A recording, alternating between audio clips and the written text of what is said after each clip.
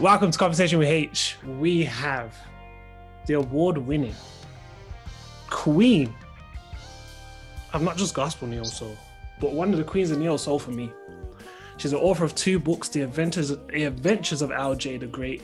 I'm so proud of myself, which is a children's book. Go check that out on Amazon. But also, And She Lives Happily Ever After, My Journey to Love After Divorce. That's also available on Amazon. She's a speaker, a success coach, which we'll get into a little bit more later on. Effortless vocals, a songwriter that talks about real life. She also has one of my top 10 albums of all time. I introduce to you the amazing, the supreme Miss Lisa Mcclendon. How you doing? Hey, that was dope. That was dope. How are you? Thanks for having me. I really appreciate your time.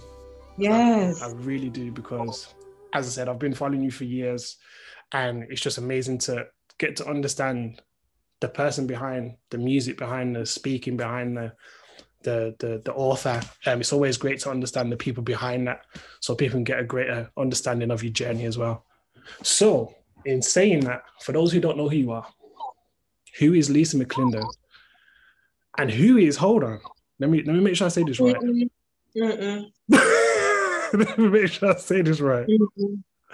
Is it Alditha? No, is that got it all right? Okay. And if you can't pronounce it, we're not going to talk about it. Oh gosh.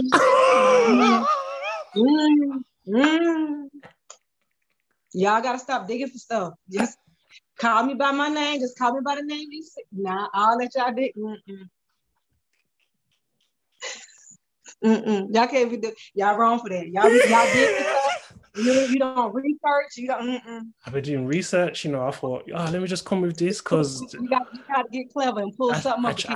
I tried to just no. So for those who don't know who you are, who is Lisa Mcclendon? I am Lisa Mcclendon. Yes. Artist, creator, definitely a mom, student of life, student of education. No, that question is always a tough one for me, because I'm like, how do you answer who is Lisa Mcclendon? That's always been one of those questions I've been like, how do they ask that? Because it's not really, you don't know if the question is being asked, what do you do? Because who you are, it's not necessarily, what you actually do. Yeah. But who I am, I'm a thinker. I more than anything, I'm a thinker. I'm an analyzer. I'm always analyzing stuff. And all those things play into me creating is the fact that I love to think. I love to know why things are the way things are. I want to know why it works that way, why you think that way, why do you do what you do. So aside from the stage, when it gets to the stage, it's all those components of who I am, my personality. I'm upbeat. Most of the time I'm bright. I love to engage people. I love socializing with people. I love connecting. I also am an introvert. I love my time alone so that I can regroup. Because I've learned over the years as a creator, you're always giving out and you can burn out easy. And that's why you hear cases of mental health issues and people taking their lives, because they don't know how to retreat and to refill. So that's really a part of who I am, just allowing myself to be an introvert so that I can refill for me, so that I can pour out again into the world. So I think that's a good idea. That's a good. You encapsulated a lot there. I really enjoyed that answer. And you talked about kind of the introvert understanding when to kind of be and when to kind of just be here. Does that kind of come from growing up, in terms of learning who you are, learning yourself, and what is growing up in Florida? What is that like, and what is it like being the oldest of 4 children? So to answer your first question. I don't think it really came as a part of me growing up. I think it came as a part of me being an adult. And as a result of, so I would say yes and no. And I'm just going to say yes, because growing up, I carried a lot. I carried a lot, and I didn't know how important it was to retreat until I became an adult and I finally crashed. And when I crashed, during my downtime, it was like, oh, So you mean to tell me in order for me to be okay, I need to retreat. I need to have moments of quiet. I need to have moments where my kids understand that I need some time, or my friends know I need some time. I need to know that I need some time, and I don't need to always be around people. That's when, and I learned that as an adult. And then I realized, had I known this when I was a kid, life would have been a lot easier growing up. So I learned it as an adult. Growing up as the oldest, the funny thing about being the oldest is you're always looked to as the responsible one. You're taking, and again, it ties into the first part of what we just talked about. You were taught to take care of everyone else. For me, I was taught, along with growing up in the church, not only is it important for you to take care of everyone else, it's selfish when you take care of you. Wow. And I learned as an adult that is backwards, and that is actually, that is a recipe for disaster. And it actually goes against the scripture in Matthew that says, there's a scripture that says to love your neighbor as, meaning equal to yourself. So I can't possibly give you something I haven't first given to myself, but I was taught that growing up. And again, like I said, one day I crashed, and then I had to unlearn a lot of stuff and relearn a lot of stuff. So. Wow. I've got the questions here, but I want to kind of dive into that a little bit more, because you spoke about not just learning that, in the family environment, but learning that as in the church in terms of putting yourself second. And how did that kind of affect you growing up through kind of like your teenage years and becoming an adult? How did that affect you in terms of how you thought of everything around you? And how did that affect you in terms of your, I don't want to say energy, but I want to say in terms of your well-being and how you maneuvered through life at that point? It affected me a lot. I remember very clearly feeling like I was the savior of my family. And these two situations happened around the same time. I had two family members that were at odds, and I always felt like I was responsible for everyone. And I remember jumping in the middle, trying to keep them together. I was a kid. I had to be about 13, 14, 15.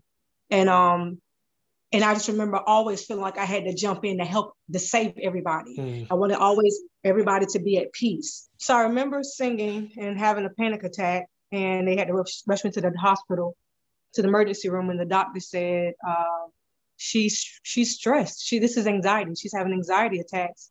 And it's weird because I remember being a kid. I don't know if I ever thought about this, but I remember being a kid, and I would always have the same dream, the recurring dream of me being in a car and I couldn't control the car, and I was speeding. And I was a little kid, and I would always have that dream. And it's funny that I would think of that now.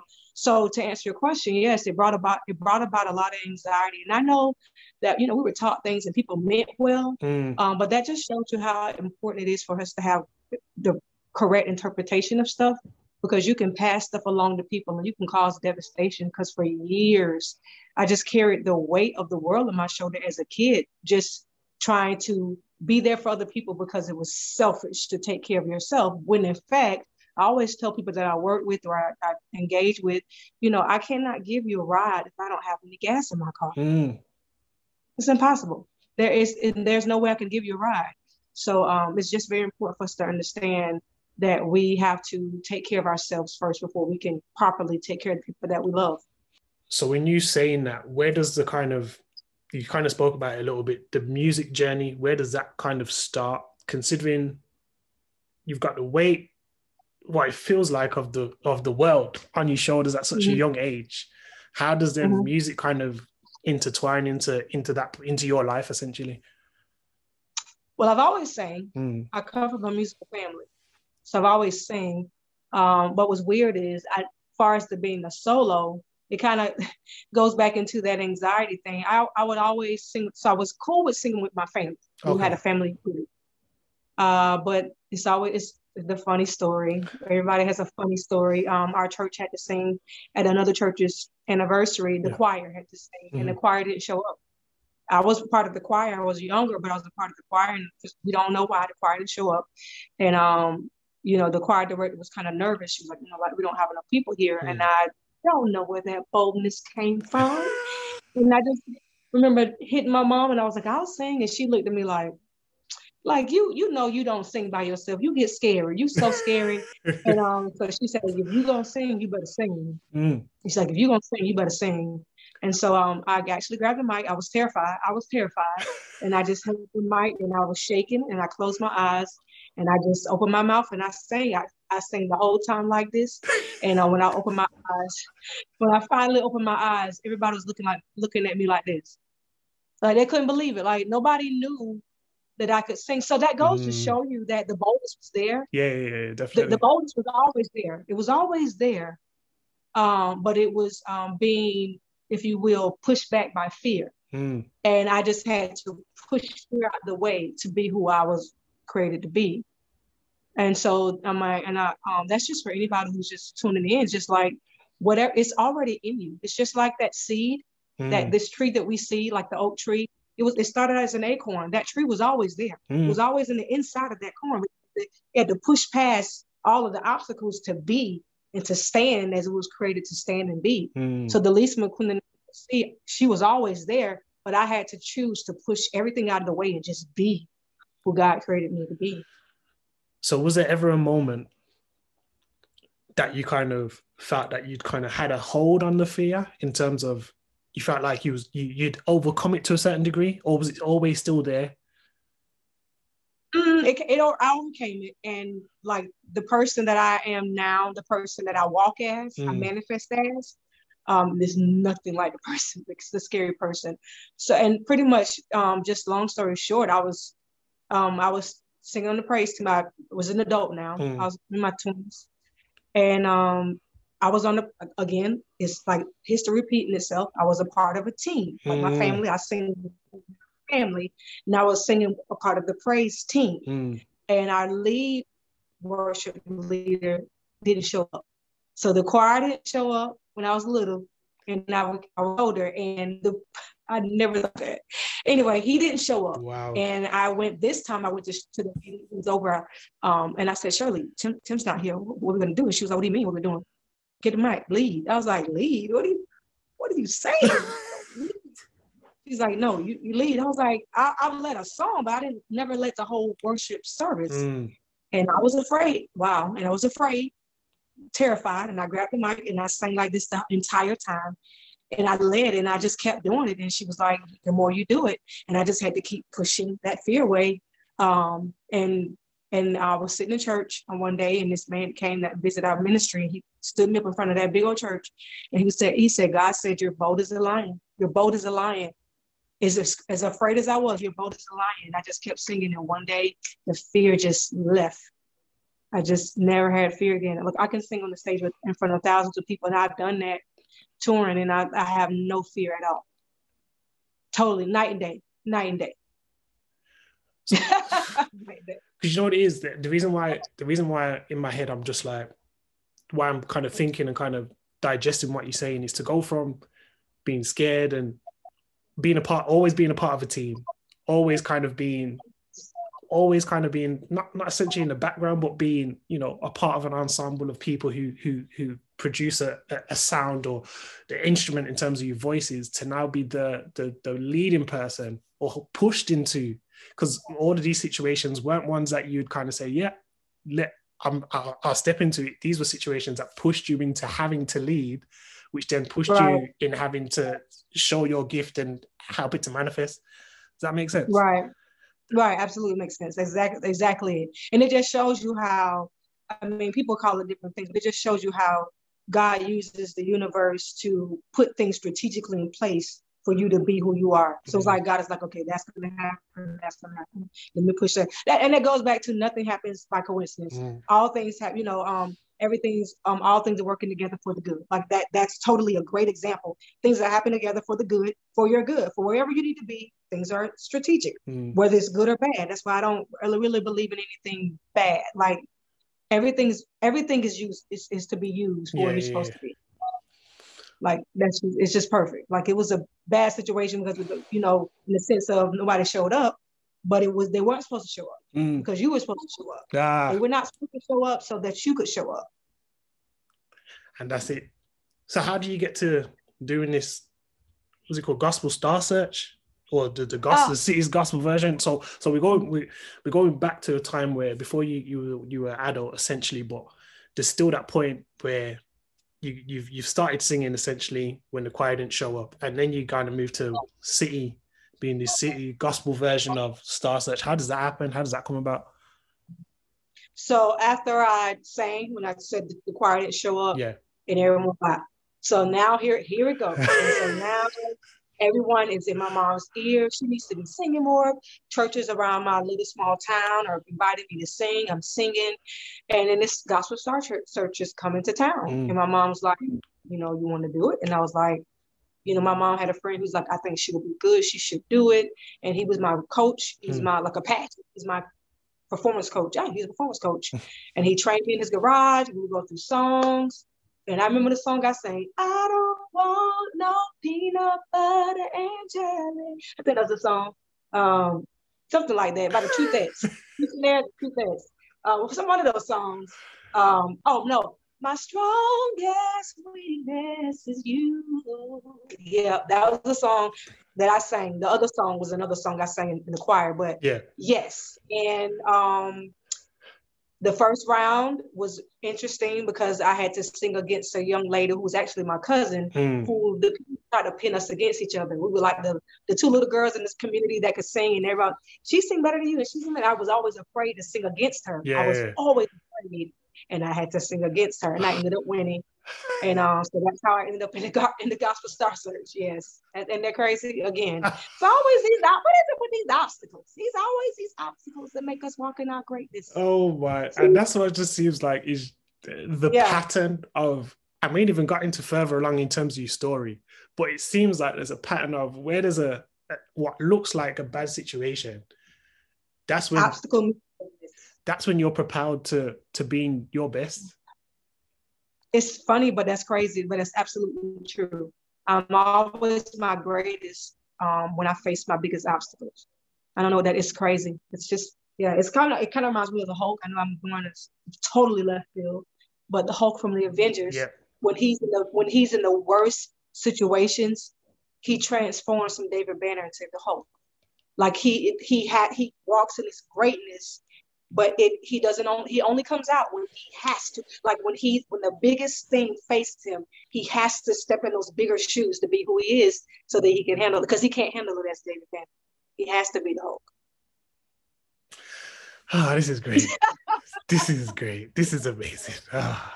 So what did you learn from that experience on Gospel Star Search though? What's the one thing that you took from it and you was like, okay, this will stay with me? That I could do it. Because that biggest fear was singing against her. And I don't think I had a clue that she was singing. I don't remember if I knew. I mean, it's been years now. But I remember those maroon colored big stage curtains and peeking, and I saw her, and I was froze. But even with me freezing, I defeated my Goliath. You know what I'm saying? I mean, fear and all. And that just reminds me, like, I always remember, hey, you've done it before, scared, keep doing it. And that's funny because I remember when the guy didn't show up for the praise and worship team, he didn't show up that night, and I told the lady, our music director, she said, do it scared. And like, that's been the theme of my life, because if you see the pattern, the fear will leave, and then something will happen in my life and the fear will come back. It'll come back. And something happens, and I have to face that fear again. And I face that fear again. Do it afraid. I'm doing stuff in my life now afraid. I'm like, do it afraid. But at the end of it is going to show the greatness that you already know is within you. Right.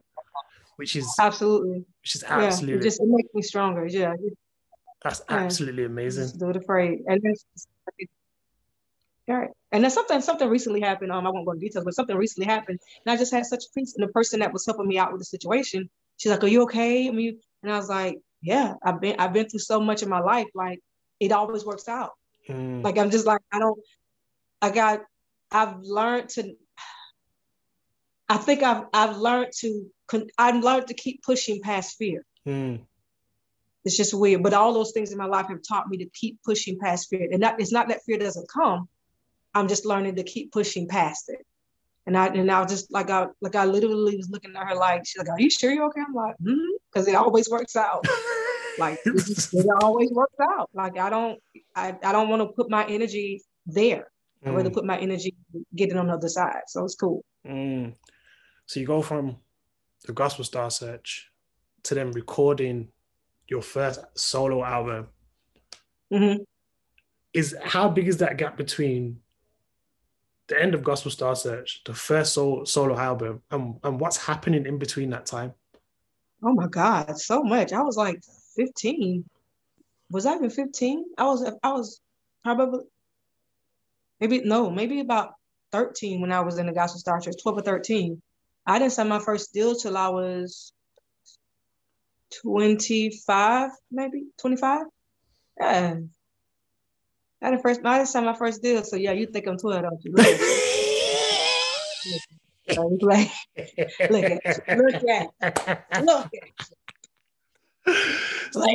So what's happening between that time then before you even get to? I've gone to college to get my degree in fashion design. Like I actually went to college for fashion design. Isn't that funny? I was in school for fashion design. Yep. I actually joined another girl group. I sang with as a young adult. I was about 19 when I started singing with this girl group we called 3 and 1 in Florida, and we would travel a lot and sing. And it's funny because the girl group that I was a part of, we actually auditioned for a record label, and the label wasn't interested. And it was a year or so later, I heard from one of the persons that ran the label they wanted to sign me.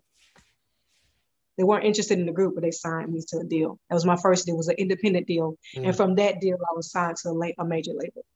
What did you learn from doing that first solo album? What was the major things that you learned? Man, I think the biggest thing was, because remember, we didn't have social media on my first album. Like we didn't, I think my space was kind of just cracking the scenes. I think what I learned was, like, I had something that people actually liked. Like I had something. I was like, wow, you got something special. This is not just the Gospel Star Search of your own little town. This is not just the choir, at church. This is not just your family's group. Like there are thousands, if not millions of people around the world that really dig what you have. They love your voice. They love the writing that you do. So that was just like, it was really a wow for me. Like, wow, I'm this little kid from Palaca, Florida, and I am in London. But now I'm like, I just recorded it out. Like I'm traveling. Like it was just like, and it was weird because as a kid, I'd always saw myself bigger. I just didn't know what that was because we didn't have social media. I just knew that it was more. And I just had this urge to be where the more was. I just didn't know how to get it. I didn't know how to be there, not knowing years later we have internet, we have technology will cause us to be in certain, all over the world. But yeah, I just always knew I was bigger. And people would tell me that, like, you're different. As a kid, I would hear that, like, you were different. It was always something about me. And just, it's that gift that God had given me. Does that first album, when I kind of take in and listen to your journey as an artist, essentially, and I listen to that first album, I'm just like, as much as you evolved, your sounds remained consistent. And sometimes you can get artists who they have a sound initially in their first album. By the time you hit album number 4, the sounds all changed and it's all sort of turned up. We got a little bit of auto-tune on, what's going on. Everything's kind of gone to, let's be in the mainstream. Let's do what the mainstream is telling us to do. And you just had a consistent, clear, excellent sound, which was so different to anything we had or I had ever heard at that point. And it's clear to see that before we even get to you doing your first album, there was clearly a gifting on your life to do something as a solo person, even though you were surrounded by all these different groups. Because even before that, as you just said, the independent label didn't want to sign you as a group, but a year later they wanted to sign you. But that's been the consistent thing in your life where you've had to step out for the true greatness to be shown through you, which I think is amazing. Now, something I found out, I went on your Instagram and I scrolled through because I was doing my research, and I listened to one of you talking about the second album, which is Life in the House of Blues. The second major album. And the third album. You talked about you was pregnant whilst you recorded Live from the House of Blues. Yes. I'm sorry? Yeah, I was pregnant and I was tired. I was tired. Yeah, that was tough. I don't know what I was thinking. What I do know what I was thinking, I had some people around me that just really, everybody was just, I don't know, everybody was just excited about this album. And so the people that were on my team were like pushing me. And I don't think they really knew that, because they were guys, they didn't really knew how dangerous it was to, or how, not necessarily dangerous, but how much you had to consider when you're doing an album with a pregnant woman. I don't think they really thought about it until, hey, we're doing it now. But it was extremely hard to do. But the band that I had at that time, the singers, they were just really, really supportive. And just, I had some good friends that kind of were there for me. But I remember I was doing a show with Tina and Mary from Mary and Mary. And Tina was talking to me in the back and in the green room, and she was like, look, you need to go home. She was like, because you don't want to have this baby on the road. And she was sharing a story with me, and I was just like, yeah, you're right. And honey, I want to say a week or two later, I went in labor. I was home.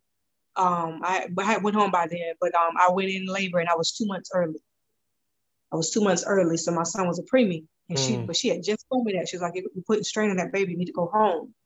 And so it was tough, but we got through it. It was scary because he ended up being in the hospital for quite some time. I want to say 30 days he was in the hospital. Wow. But yeah, definitely we gave our all in that album, but it's just, I wouldn't do anything like that again. Like if I was pregnant, I would wait and just have the baby, because it was a lot. But he was a studio baby, and now he's producing music. He's about to be 16, and if something happened in the womb, because he's producing music now. And you know what? And because it's different to recording a studio album and doing a live album, there's definitely less breaks. There's like, it's very consistent in terms of how you have to kind of make sure this is right, make sure this sounds right.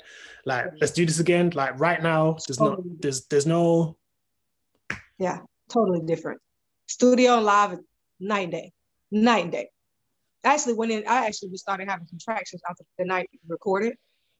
My stomach contracted and it wouldn't release, like for some time, and they had to sit after the show was Live from the House of Blues. The show was over, and they had to sit me down on the stage because my stomach he wouldn't release. He was in stress. Yeah, it was crazy. The behind the scenes of the House of Blues. What are some of the things you've learned from being signed to independent and major labels? What's some of the things that you've learned in terms of the music industry that you've taken on board and taken with you now, with where you're at now? I think the biggest and the greatest lesson I've learned is it's a game. It's a game. It's a game of chess. I don't know if I want to say chess, because I don't know how to play chess. It is definitely a game, and you have to know the game so that you can win. One of the things about me, my personality, is I like what's right. I like to stand for what's right. I advocate for myself. If I see something's wrong, I don't. By nature, I'm not a conformist. I don't conform. I advocate for what's right, and I stand up for what's right, and I fight for what's right. And that doesn't always work in the industry. You have to learn to pick your battles, and because it's just the nature of the industry. So one of the things I've learned is play the game. Play the game where you give people what they want, and at the same time learn how to get what you want. And there's a way to do it where you can still keep your integrity. But definitely you have to, if anybody who wants to get into this industry, you have to learn the game and decide what you are willing to do in the game, and then just be clear about it, because you're gonna have to play the game. Period. What advice would you give to your younger Lisa Mcclendon releasing her first independent album? What advice would you give to her now? Smile and say, mm-hmm. Really? Mm-hmm. Let me tell you why. I think a person who did that very well was Beyonce. I watched her later on. She played the game, and she did what everybody kind of wanted her to do when she first went solo. She did the sexy thing, and she kind of did the sexy thing a little bit now, but she did the real sensual thing and whatever that word was at the time. And her sound was still kind of different, but it was kind of like what everybody else was doing. And it felt like she was different, but she still kind of played the game. And when she blew up, she fired who she needed to fire. She hired who she needed to hire, and she became that diva, or in some sense that B. And she did, and she was a force. She could do whatever she want now. And if you listen to her music with her Dangerous in Love album to now, she can do whatever she wants. And regardless of how many critics she has enough support that you're not gonna shut her down. Cancel culture. What? I own the culture. Say that again. It's so true. She played the game. She did. So it's like you got to come in. It's almost just. And then I guess another way to say it is, earn the right to speak. You can't come in the room and say everything because you haven't earned. You still earning to be there. So it's not really a bad thing. It's business. So you got to go in. You should advocate for yourself, but you got to come in and you got to earn that place first. Earn that place first, unless it's life or death or it's going against integrity. That's the only way. That's the only time I won't retreat, if it's going against what I got to stand up for myself in the sense of hurting myself. But in saying that advice, would you have done anything differently in terms of, you say you would have given yourself that advice, but when you think back, would you want to do anything differently than how you've done it? Yeah, I would have done one thing differently. I remember one of the label executives from the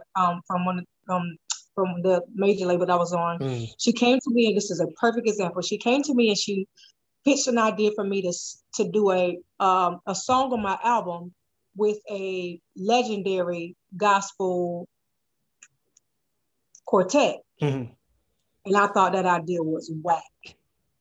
Because I was like, I'm a neo-soul artist and she's trying to make me, but she was strategic. Her thing was, no, I didn't know it at the time, but if I would have done that, it would have opened me to a whole nother audience. And I would have, in a sense, had that lady eating out of the palm of my hand. Because I did something for her, and it's the game. Okay, you did something for me, now what you need me to do for you. But what I ended up doing was almost borderline making an enemy. Because I borderline made an enemy, because it was like, okay, you fought with me about this one little thing I wanted you to do. Because who knows? She very well probably could have had a meeting with someone, and they would have like, what can we do for this group? And she probably, I'm pretty sure she had a meeting and said, I want this new artist, Lisa Mcclendon. I think this would be a good pair. And now to think about it, if I bucked against it, she has to go back to whoever she talked to and say it's not gonna happen. So now you make me look dumb. All right, I got you. It's a game. Give people what they want, and you'll get what you want. And that's what I've learned. And I even use that now when I do my work. The other work that I do with children, I'm always having to need something to help these kids. Well, I find out what that person needs. What do they like? What do they need? How can I serve them? Because it's about serving each other. It sounds manipulative, but it's not really manipulation. It's a game. It's giving people what they want, so they feel comfortable to give you what you want. People don't want to serve people that are always like this. Give me what I want. Give me what I want. Give me what I want. They're like, okay, you ain't gave me nothing. It's true. So it's a game. You gotta make people feel like they're in charge. Make people feel good about what they're doing. Yep. And they're gonna help give you what you want. They're gonna make you feel good about what you do. They're gonna push what you're doing, but you gotta be able to give that back first. And I've learned that. And the key thing that you said there is making everyone feel important. It doesn't matter. Absolutely. It doesn't matter how big your thing is to you or how small their thing is to you. As long as you make them feel important and you give it the right time that it needs and the right effort and energy and everything around it, all of a sudden you'll notice a turn in terms of relationships. You know, it's a turn in terms of how people start to kind of talk to you and be like, okay, oh, now you'll see the conversations are now different. You'll see how people start to put stuff in place without even talking to you, because it's like, oh, you did this thing, so I'm going to help you out in this area. I'm not even going to speak to you about it. I just want to help you out. Absolutely. Which is very key, what you said, making everyone feel like they're equally important. Because you usually don't mean anything by it. It's just that we're in a world now, everybody's just trying to take care of what they got going on. That's not how it works. You gotta make sure you're looking out for what other people have going on too, because you said it's important to them. So let it be important to you. Like, to have a moment, again, it goes back to what we talked about in the beginning. Love your neighbor as yourself. So the era was teaching me not to love myself at all, to take care of other people. What I learned is, no, take care of them, but take care of you too. So that's the balance. So, I've taken care of me. I'm good. Now, what can I do for you? How can I help you? Like, what can I do to serve you? Like, how can I be there for you? And I had to learn that, because people want to feel, they want to feel like somebody cares about their dreams as well, care about their goals as well. And it's that awesome. And that was carry on. That was her goal. Her goal was to get me on that album, and I was like, heck no. And she was like, okay, I got you. So there was a bit of a break in terms of releasing albums, it felt like, from yourself. Yes. What was happening at that time where you kind of, I think it was between, because you took about a 6-year break between, I can't remember the album, but between and 5 a.m. And then you've taken like another 5 to 6 year break between 5 a.m. and then releasing kind of the collection essentially. When you released Brilliant and that single and those types of albums, you took a break. So what happened? What was going on in life for you to take a break from music like that, considering it felt like you was quite consistent up until that point? Crashing and burning. Yeah. So the first album, I was having a family transition, and so that transition really needed me to take a break, because I needed to heal emotionally. And then the second break, I was in another marriage, big mistake, because I'd not known how to be by myself. I jumped into a second marriage out of panic, because I didn't want my son to be without a father, even though he had a dad. Ain't that crazy? And what I did was I buried myself into his life, and that the new guy's life. And, he had these adventures to start a ministry. And so, okay, I'm going to just be the good wife and start his ministry, help him with his ministry. And I was freaking miserable. You did, Lisa, the Lisa Mcclendon that you're talking about at the start, this is what you ended up. Yeah, I was miserable. I was so miserable. And this is why it's important to not let other people make decisions for your life, because I let other people tell me, oh no, because they, the end thing, the trend at that time was, if the husband's a wife, the pastor needs to be a wife, because they're the dynamic duo. And I just don't believe that. Like, my dad has been a pastor all my life. My mama has never been a pastor, had no desire at all. But it's that look, it's the new trend, and you can't play with people's lives like that. And I'm not built to be to lead in that capacity. Like, I can do one-on-ones with people, I can connect with people in that way, but to put me in a position where I got to be responsible, I was miserable. I was miserable, and then we just went through a lot, and I just cried. But that whole time, I was just in his church, helping him and preaching, and I was so miserable. But I was just like, I was letting people tell me that was the will of God, and I needed to follow my husband and serve him. And he needed me to do. He needed Lisa Mcclendon, if that makes sense. He needed Lisa Mcclendon to serve him, because that was a good look for him. So where do your dreams go at this point? Oh, I don't know what they were somewhere. I don't know. They were somewhere. You're looking for them now. It was I managed to kick out an album. Like, we were married for 8 years. I think I managed to kick out an album year 5 or 6. I think I kicked out about year 6. And that was a pretty dope album. That was 5 a.m. That was 5 a.m. And 5 a.m. was a result of me. I had a breakdown. I had an emotional breakdown. I was overwhelmed by the church. I was overwhelmed with the responsibility of serving in that capacity of the church. I was overwhelmed with the other personal responsibilities I had gained with being in that marriage. And I had, and I broke. I was done. Like I literally was sitting in the bed trying to figure out where I was. I was done.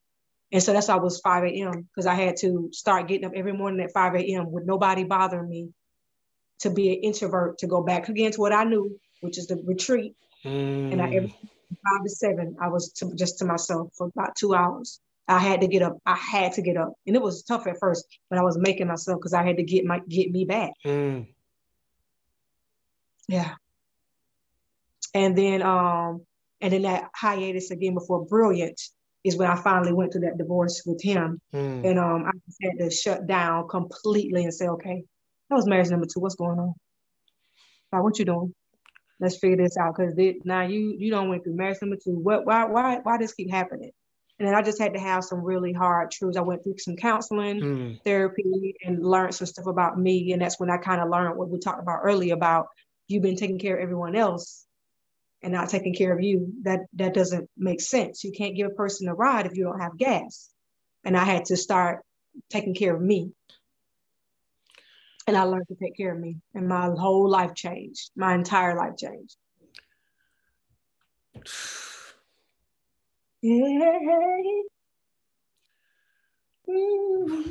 So we've answered that question. Yeah. One of the things that you talked about your whole life changing after marriage number 2, understanding that you were putting everyone else's needs and wants essentially before your own, for the people you care about. You spoke about, and I kind of read some interviews and in your book in She Lives Happily Ever After, you speak about putting them before yourself, essentially. Was it after marriage number 2, during marriage number 2? When was the point when you realized, hold on, I'm continuously not putting myself first? When was that happened in marriage number 2? And I remember it. It was when I had that, when I was melting. I was going, my mind, I was like, I can't do this. I was like, okay, you got to take care of you because you can't do this. And I remember going to my ex-husband and I was like, look, I need some time to myself because I'm losing it. Like I'm so overwhelmed. I'm so drained. And I remember going to him and I said, so what I'm going to do is I'm not going to go to Wednesday night service. That'd be my time to rest. And he was not having it. He's like, that's going to make me look bad. My wife in there with me. It's going to make me look bad. It was crazy. It's going to make me look bad. What are people going to say about me? And I was looking at him like, what? Black man? If you the whole hell out of here with that, like all the way out. But I just remember, I remember standing there looking at him and I was confused because I was thinking to myself, did you hear anything I just said? Like you weren't talking about him. You were talking about you. And I'm about to, yeah. And I was just like, but so I was starting to realize I needed some time. I needed to take care of myself. So I came to say like I need to take care of myself. He didn't agree. And I think I stopped going for a while and then I caved in and I went back because I was being made to feel like I was a traitor or whatever. And I went back. And then the last time that I was able to come back to that conclusion again, no, I don't care what nobody say, you need time for you, is when I finally was headed to divorce and I was having a complete meltdown. I was like, okay, this ain't working. They got to understand it or not. And so and that's the thing. One of the things I've learned is that nobody's responsible for me but me. A lot of times we look for people to validate our decisions, and they don't validate our decisions. We change, we course correct. We go back to doing what everybody else wants us to do. Totally. So I've learned my decisions are my decisions because they're my decisions. because at the end of the day, I'm affected by my decision. And you don't have to agree. That's okay. But I have to be true to me. I have to make decisions that work for me. And so I started to do that. And it's cost me friends. It's cost me friends. It's cost me relationships. And that's been painful. But one of the things I've learned is you have to decide what's more important. Is it more important for you to be healthy? Or is that being healthy more important than having that relationship? And my answer is yes. That, because I believe that gives me the opportunity for God to bring me friendships that can be in my life and they respect the decisions that I make for my life. Especially if it has nothing to do with them. You know? And that's what I'm listening to you speak, and to say that you lost friends, considering all you were saying is you needed space, you need to make decisions for yourself, and your friends kind of that just shows you. Yeah. It just shows but you. Again, yeah, sorry, you can.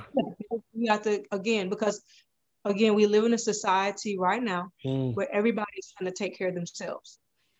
Everybody wants to be successful in everything they're doing. Love, marriage, family, business, everybody, and I get that, but not at the cost of you not being true to you. You know what I'm saying? So, and not at the cost of me not being true to me. So I will often tell people, it's not that you wrong, and it's not that I'm wrong.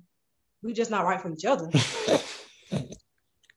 You know what I'm saying? So I'm like, I just beat to a different rhythm. I'm dancing to a different rhythm than you, and it's okay. If we can't get a unified, if we can't get one song and you dance your dance and I dance my dance and we still in rhythm with each other, it's cool. It hurts because I love people, I love relationships, but I'm not gonna step out of tune because you mad because I'm not dancing like you. It's not going. I'm just not doing. I'm not doing it anymore because I've done that all my life, and it's cost me to go through two divorces, which greatly impacted my children, and each time I've had to start all the way over, and you get to a certain age, you don't have time to start over. I'm not starting over. I'm not starting all the way over. No, I need to be I know where I want to be in life. So I'm not starting over. So if you can't understand that, then it's okay. I don't like it. I love you, but it's okay. I'm good.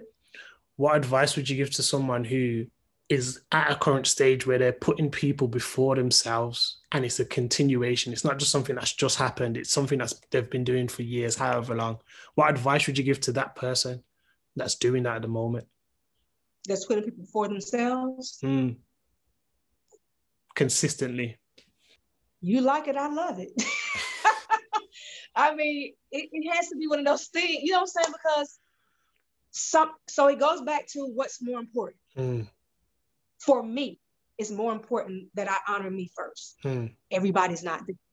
So my advice, I have two sets of advice. For the person who wants to honor themselves, also, my advice to you would be, you're going to have to listen to you too. And when an opportunity is being presented to you or a situation is being presented to you, how do you feel about it? How do you genuinely feel about it? And I'm not talking about morals, morally. In other words, if it's something that's morally wrong and you just know, or unethical, or you're gonna go to jail for that, that's a no-brainer. You already know what to do. I'm talking about it's gonna make you really come out of your character. It's gonna make you come out of your character. It's gonna cause you to do something that you will really, really regret later. Not that it's stretching you to be a better person. That's something totally different. And I'm gonna say, if it's causing you to come out of being who you are, then you're gonna have to practice saying no. And that doesn't mean it's gonna feel comfortable. People feel like, and I've been there, where if it doesn't feel good, I'm not supposed to do it. No, because surgery doesn't feel good. But you have to look at the long-term results. What is the long-term results of this? If I resist doing this long-term, I'm going to feel better about myself. Go for it. The other advice would be for the person who it's more important for them to be surrounded by people and they don't know how, and you're not ready to let that go. My advice to you is, if you like it, I love it. Because you're not going to listen to my advice. It's true. You're not there. And when you get there, then come back and holler at me. Then come back and play this video and listen to the first advice I gave. In all of this that you've kind of been through, how does, success coaching start up? That's kind of what I want to get into next, because a lot of this just sounds like, I know initially you started doing it for kids, and I know you're pushing into doing it for adults, if I'm not mistaken. Women particularly, exactly. How does this start? How does that start up? And is this part of the journey in terms of putting yourself first? And is that part of that journey essentially? Not necessarily the putting myself first journey. Now I do empower that in other women, teaching them to put themselves first and why that is important. So I definitely give that message to women and the girls that I coach, like teaching them now as a little girl, like it's important for you to take care of you first before you shoot out into the world. But that started as a result because I've been working with kids for years. Like, my God, even I would go and tour, even when I was in London, I met with some girls while I was there and did one of my Lisa Mcclendon Girls Life with Lisa Mcclendon events there. I think my second trip to London. And so I've always worked with kids in the background. And I've always been particularly interested in making sure kids are performing successfully academically and emotionally. And I've been successful with it. And so I just started having people reach out to me and was like, hey, can you coach my child? Can you coach my child? And I'm really good with kids who have behavior issues. That's just always been my specialty. And so people just reach out to me, and it's just kind of evolved. And this lady, she connected with me on LinkedIn, and she was like, I got people that you need to, I got people who got kids you need to coach. And she just started sending me students. She started sending me families. And that's how I ended up with a student in Singapore. Like, I have people say, well, we don't live in Florida. I do virtual coaching. All my coaching is virtual. And I just feel like I'm honored because if I can reach these kids virtually, successfully, like that says a lot. Like, I'll show you one story. One little girl, her session ended. She had two sessions with me over a long term, and then her last session had ended, and I didn't, I reached back out and said they want to re-up, and I hadn't heard from the parents. I said, okay, well maybe they've gotten what they needed. Okay, we had really good success, and we were pretty much done. And I got this call out of nowhere, maybe a month and a half later, and an email, and the mom said, hey, my daughter's birthday is Monday, and we asked what she wanted for her birthday. And she said, I want Coach Lisa back. And I was like, standing in the store like, wow, what an honor. What an honor. Like, this is a little, I think she was 11, she was 10 going on 11. And I'm like, are you serious? And her parents started her up again. And I actually see her every Monday at 6:30 in the good old morning. 6:30. But I'm up, like I'm driven to see her. But that just shows, the gift. And I acknowledge them, like, you have a gift. And I've had other organizations, nonprofit, say to me, you have a gift when it comes to kids. So I think I have a brand, and it's the music, but it's also inspiring people. Just my brand is my words, whether that's through music, singing, whether that's through writing, whether that's through coaching. It all goes back to my words. So that's why I think my gift is definitely my words. How far do you want to take success coaching, essentially? Because as I kind of was looking up and seeing you'd been working with kids for ages, but this success coaching feels like it's quite recent in terms of what you've taken up. How far do you want to take it? How far do you want to go with it? I don't know. I don't know. And I want to say I don't know because right now I'm a student. I'm a psychology student, media psychology. And I changed my concentration from human services psychology, because that was to help kids, to media psychology, because kids and people in general are really into technology. Like, my students, they'll come in my office and they will definitely let me talk to them, and you can see the difference when they leave my office. Thank God, most times everything is, I've had some stuff that kids just needed to be released. It wasn't a right environment for them, but for the most part, kids are fine. But kids like to be on their devices. They love movies. They love social media.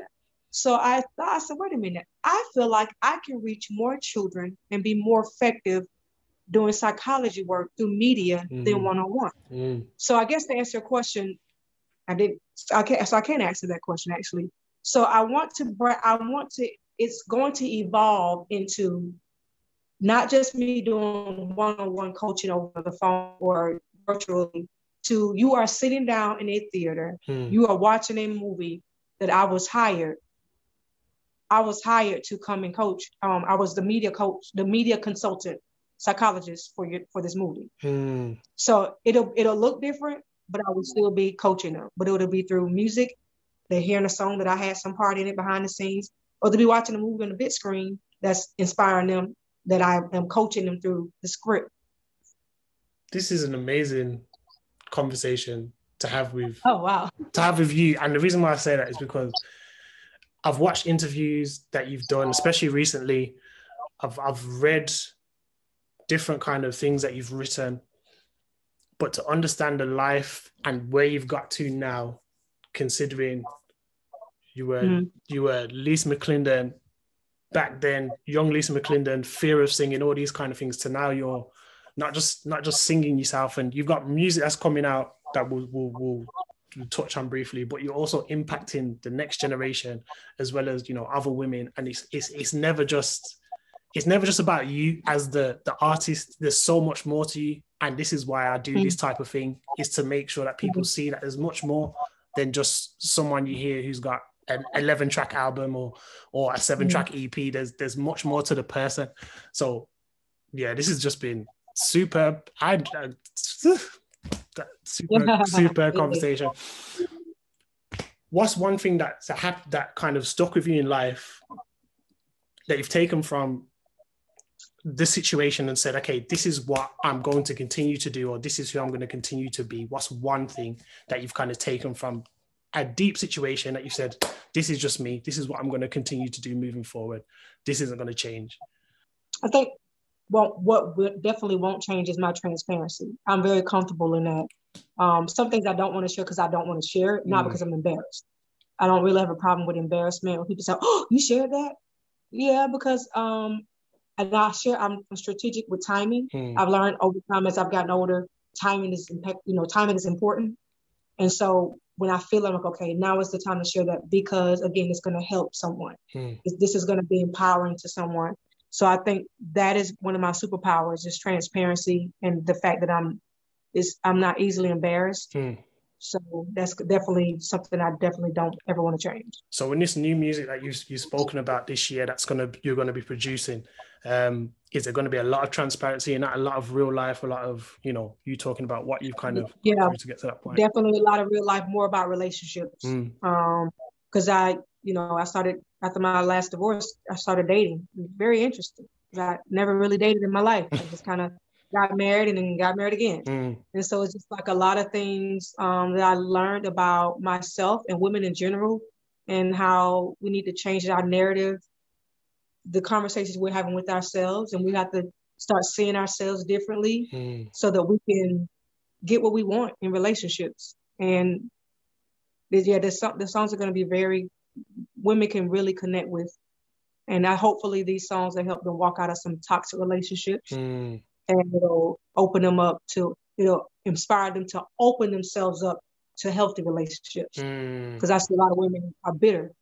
Now, all men are dogs. No, all men are dogs. You're just attracting that. Why am I attracting that? Why am I attracting that into my space? So just the things that I've learned, I want to share in the music as it relates to relationships, because I think that definitely needs to be addressed. That is amazing. I can't wait for it. I can't wait for it to come out. I'm going to be supporting. I'm going to be listening. I know you said this for the women in the relationships, but I'm going to. Not every. Yeah, it's going to be some songs men enjoy. Yeah, definitely. So I'm definitely going to be tuning in.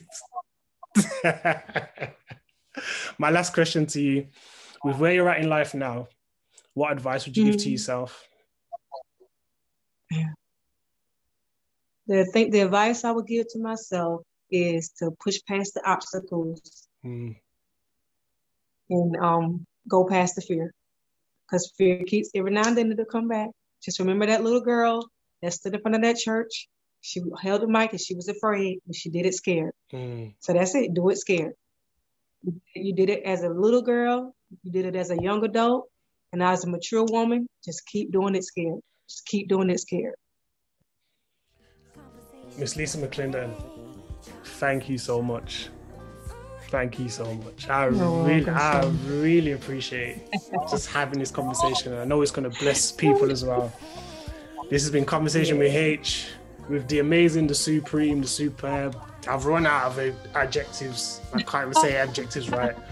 Miss Lisa Mcclendon, thank you guys for tuning in, and there'll be much more for you very, very soon.